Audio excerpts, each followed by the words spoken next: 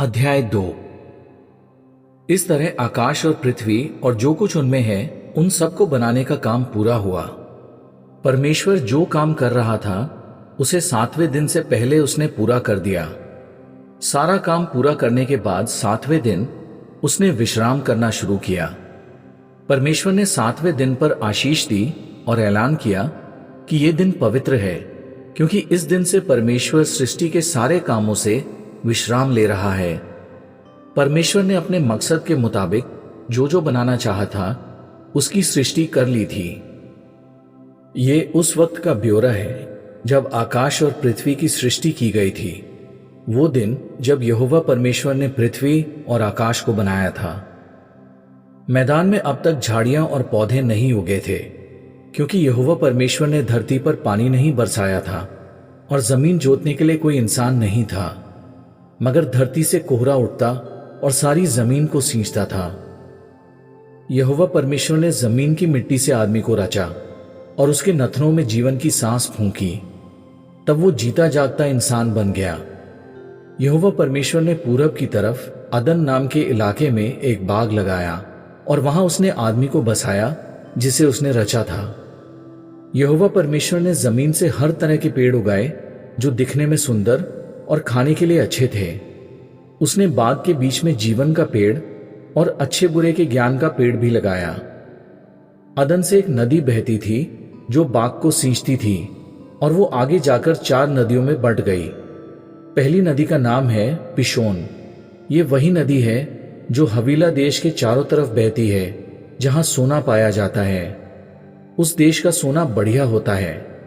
वहां गुग्गुल पौधे का गोंद और सुलेमानी पत्थर भी पाया जाता है। दूसरी नदी का नाम गिहोन है। ये वही नदी है जो कूश देश के चारों तरफ बहती है। तीसरी नदी का नाम हिद्देकेल है। यही नदी अशूर देश के पूरब में बहती है। और चौथी नदी फरात है। यहोवा परमेश्वर ने आदमी को लेकर अदन के बाग में बसाया ताकि वो उसमें काम करे और उसकी देखभाल करे।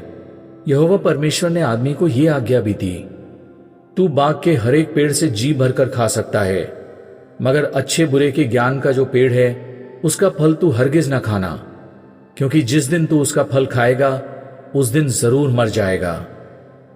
फिर यहोवा परमेश्वर ने कहा, आदमी के लिए अच्छा नहीं कि वो अकेला ही रहे। मैं उसके लिए एक मददगार बनाऊंगा, ऐसा साथी जो उससे मेल खाए।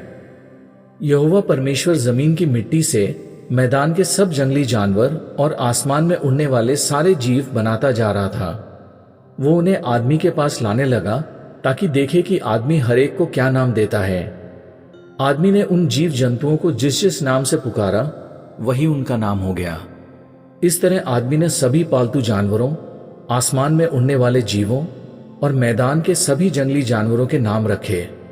मगर जहां तक आदमी की बात थी, उसके लिए कोई साथी और मददगार नहीं था जो उससे मेल खाता। इसलिए यहोवा परमेश्वर ने आदमी को गहरी नींद सुला दिया, और जब वो सो रहा था तो उसकी एक पसली निकाली और फिर चीरा बंद कर दिया। और यहोवा परमेश्वर ने आदमी से जो पसली निकाली थी उससे एक औरत बनाई और उसे आदमी के पास ले आया। तब आदमी ने कहा, आखिरकार ये वो है जिसकी हड्डियां मेरी हड्डियों से रची गई हैं, जिसका मांस मेरे मांस से बनाया गया है। ये नर में से निकाली गई है, इसलिए ये नारी कहलाएगी। इस वजह से आदमी अपने माता पिता को छोड़ देगा और अपनी पत्नी से जुड़ा रहेगा, और वो दोनों एक तन होंगे। आदमी और उसकी पत्नी दोनों नंगे थे, फिर भी वो शर्म महसूस नहीं करते थे। इस वीडियो को लाइक करें, हमारे चैनल को सब्सक्राइब कर बेल आइकन जरूर प्रेस करें।